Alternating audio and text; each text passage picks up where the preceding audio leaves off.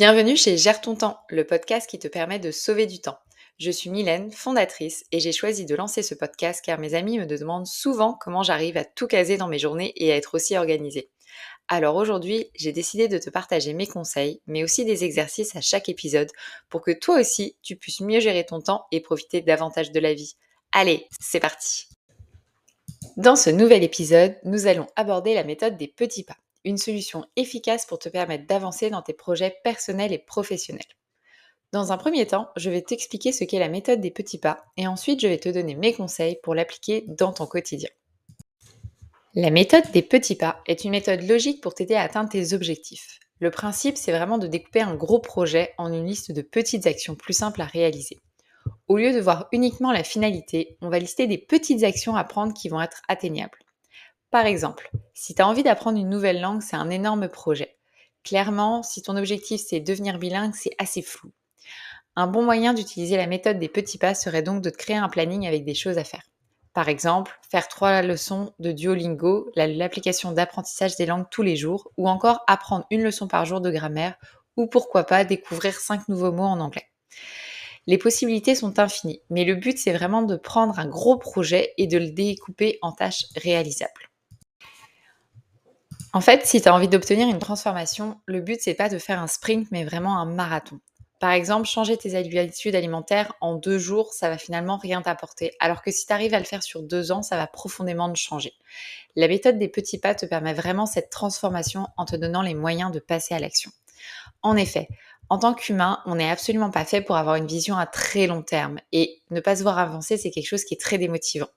En appliquant cette méthode, tu vas pouvoir voir des progrès et des avancées de façon plus régulière.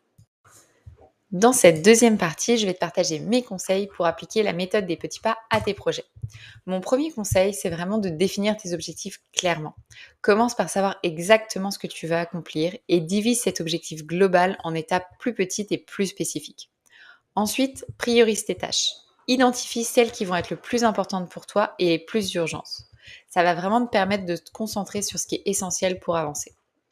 Puis, commence par le commencement. Choisis une tâche facile pour démarrer. Ça va te donner de l'élan et ça va te permettre de créer une dynamique positive.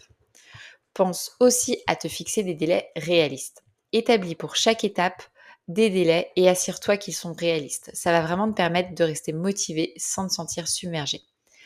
N'oublie surtout pas de célébrer des petites victoires. Ne sous-estime pas l'importance de célébrer tes progrès même s'ils sont modestes. Ça va vraiment t'aider à renforcer ta motivation et t'encourager à continuer. Sois flexible, sois ouvert aux ajustements en cours de route. Parfois, il y a des obstacles qui peuvent arriver, mais tu dois être prêt à les surmonter en ajustant ton plan au besoin. Reste cohérent. Engage-toi à travailler régulièrement sur tes objectifs même si tu as peu de temps. La cohérence, c'est vraiment la clé du succès avec la méthode des petits pas. Donc pense vraiment à mesurer tout ça. Et enfin, apprends de tes expériences. Fais régulièrement le point sur tes progrès et sur ce qui fonctionne ou non. Utilise ces informations pour ajuster ton approche et t'améliorer en continu. Si tu as aimé ce podcast ou qu'il t'a aidé à comprendre la méthode des petits pas, n'hésite pas à le partager avec tes amis et à laisser une évaluation sur la plateforme de podcast de ton choix. Tu peux aussi laisser 5 étoiles, ça va vraiment m'encourager à le continuer et permettre à de nouvelles personnes de le découvrir. Je t'invite aussi à télécharger mon guide gratuit 15 conseils pour mieux gérer ton temps et profiter davantage de la vie. Je te laisse le lien dans la description.